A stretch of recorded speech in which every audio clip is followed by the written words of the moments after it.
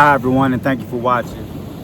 What if I told you that the collective consciousness, it rose and it fell in predictable ways? And I'm not speaking in terms of politics and world affairs necessarily. I'm talking like in cycles of the sun. Take a look at this. This is a chart of, I'm not going to tell you what it is. I'm just going to tell you what happened during these times. If you look here, there's a peak at December. So you know what happened last year around December. And that was a peak event that kind of jumped everything off to what's going on this year in 2026. Now take a look at this chart, which is basically a continuation of the chart I just showed you. If you notice, the peak is just trailing down, is going down. So what are you looking at here? It's not something about geopolitics or economics or anything.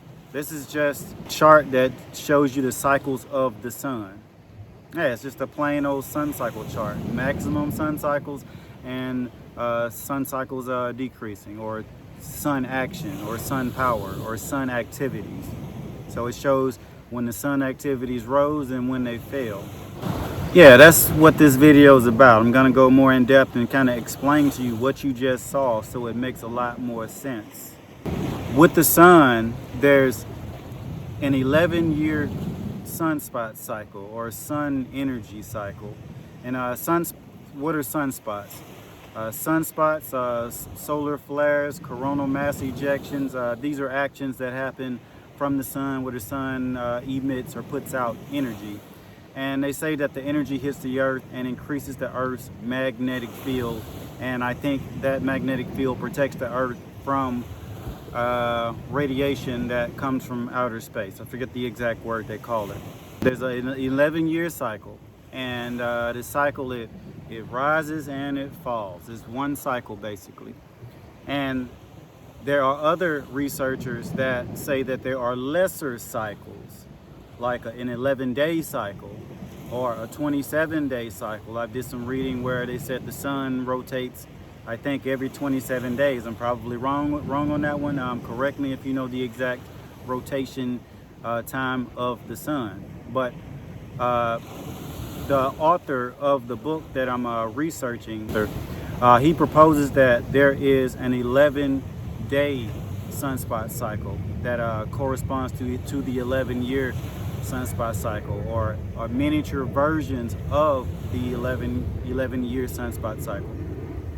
And basically with this cycle, the cycle, it starts like this. And then to give you some context, the cycle, it builds, it peaks, and it falls, and there's nothing, it flatlines. So at the point where it builds, this is what they call the blue zone. And with the blue zone is basically anticipation. It's a buildup of energy. It's a buildup of optimism. It's thinking that, okay, things are back. The energy is we're back, and things are going to be good again. And then you go from the blue, you go to the red, and the red is a peak. You're at the peak, and the peak is basically a buildup of energy, and it's so much energy you don't know what to do with it. Think of it like feelings like anger and aggression, or just not knowing what to do with yourself.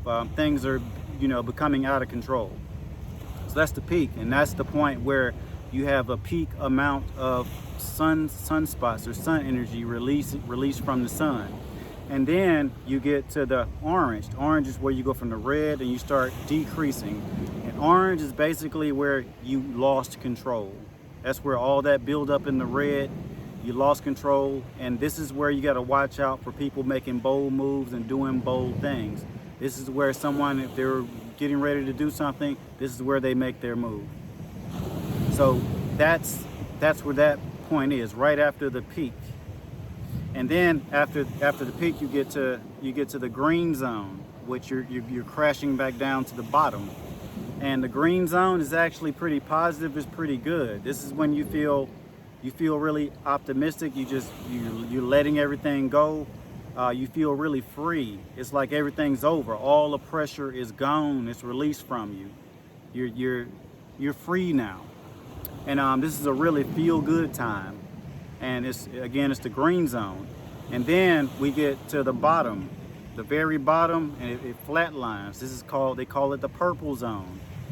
And it's the end of the cycle. And in the purple zone, you could think of it as a hangover from a party that you went to where you acted real crazy, did things that you wouldn't normally do, and you're really embarrassed about it, and you're all tired and burnt out, and it's kind of just, it's an embarrassment, and you're just kind of you're disgusted about everything, and it's kind of like you just want to start over and not look back, that type of a deal.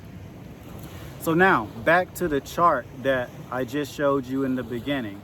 This chart should make a lot more sense now about the energy of the sun and the collective consciousness of us here on Earth. Am I saying that the sun controls us and tells us what to do, and it's what runs things?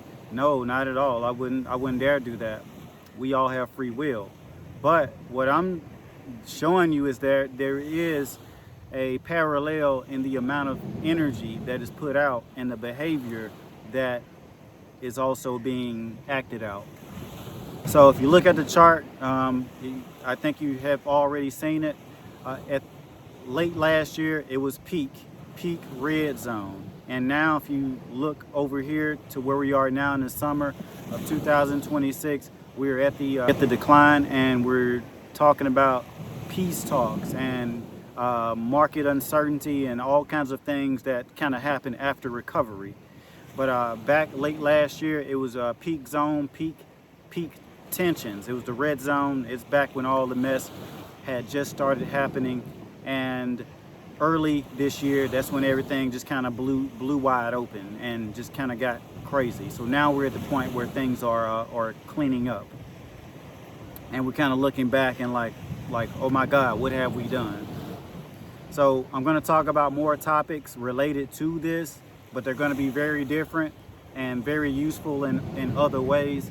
And they will just be additions to add to the other topics that I talk about that layer upon our consciousness and patterns, instincts, and other things that are synchronistic that we just don't really pay attention to as much as we need to do, or master and be very aware of, so that we can kind of have a sixth or a seventh sense, or a next gear to rely upon when things happen. So I love and I appreciate you all. You all take care of yourselves out there, and I'm about to get in this water, do some swimming, and it's a good day. Life is good. Y'all take it easy out there. Bye.